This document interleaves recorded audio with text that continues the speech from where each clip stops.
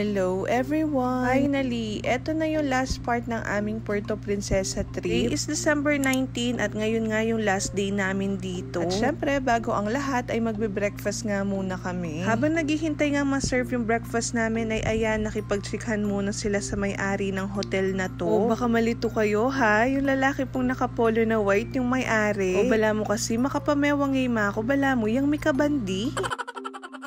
Tignan nyo naman gano'ng ka-relaxing yung alfresco nila dito. Kapag talaga puno ng halaman at halos green na nakikita mo ay matik na yan. Sobrang sarap nga sa mata at talaga namang marerelax ka. Breakfast nga natin ngayon ay corned beef, egg, rice, tsaka na nga rin watermelon. Pagkatapos ng kumain ay niyaya ko muna sila dito sa alfresco para makapag-take ng pictures and videos. Fast forward nga ay nakaligo at nakaready na kami lahat dito at ready na for check-out. 12 nun kasi ang check-out time at after nga nun ay magpapahatid na kami sa airport para dun na hintayan ng 3 PM flight namin. Pasilip ko na nga rin pala itong room namin na magulo dahil hindi ko na nga nakuhanan ng video nung first day namin. Good for 6 nga itong room namin na merong 4 single beds at 1 double bed. Meron nga rin siyang mini ref at open cabinet dito sa tabi ng CR. Meron nga rin siyang private bathroom at ang maganda doon ay may hot and cold shower din. Kaya naman sa mga naghahanap ng accommodation dito sa Puerto Princesa ay highly recommended ko nga ang Casania Suite. Affordable lang rates nila at maganda nga rin ng location dahil walking distance lang ito sa mga mall at fast food. Kaya naman mga mare, kontakin nyo na ang I2Yume Travel and Tours para nga mabook na yung trip na yan. Nakapag-check out na nga kami dito at waiting na lang kami dun sa van na sasakyan namin papunta ng airport. Tulungan na nga rin kami ni Kuyang driver isa kayo mga gamit namin dito sa van. Pagkatapos ay diniretso na nga kaming ihatid sa airport. Dahil nga hindi traffic nung time na to ay less than 10 minutes lang eto nasa airport na kami. Grabe, parang kailan lang nung nag-arrive kami dito, eto, pauwi na nga kami ng Clark. Eto lang isa sa mga advantage na may kasamang bata kapag nagbabiyahe. Yun nga ay priority tayo kapag mag-check-in at the same time kapag boarding na. Nasa departure area na nga kami dito at waiting na lang kami sa flight namin. Inaya ko nga munang pumunta si Kim dito sa taas para tignan nga kung ano yung mga tinitinda nila dito. Tignan nyo naman si Aya, nakita pa nga kami dito sa taas at umiiyak nga siya dyan. Yun pala, ayan, inaantok nga yung bata. Pagkamaya-maya nga lang din, ayan, open na yung boarding gate. Ay nako, totoo na talaga to. Bye for now, Puerto Princesa, and see you again soon. Airbus 320 nga ang sasakyan namin ngayon, kaya naman mas malaki ito kumpara dun sa nung papunta nga kami. Umuulan pa nga pagkaupo namin, pero buti na lang talaga hindi na-cancel or na-delay yung flight namin pa uwi. At buti na lang din, hindi nagbubisit tong batang to dahil kompleto naman nga yung tulog niya. At eto nga, ready for take off na kami. At sino naman ang hindi talaga mapapawaw sa view na to?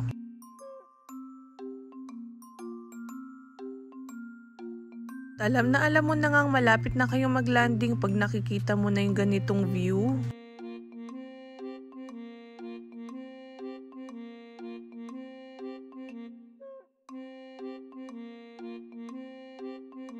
Isang oras nga lang yung naging biyahe namin kaya ayan, nasa Clark Airport na kami. Naming this 2024 na marami pa nga tayong mapuntahan na lugar pati na yung nanonood dito. Kaya naman ayan muna sa ngayon. Thank you for watching. Bye!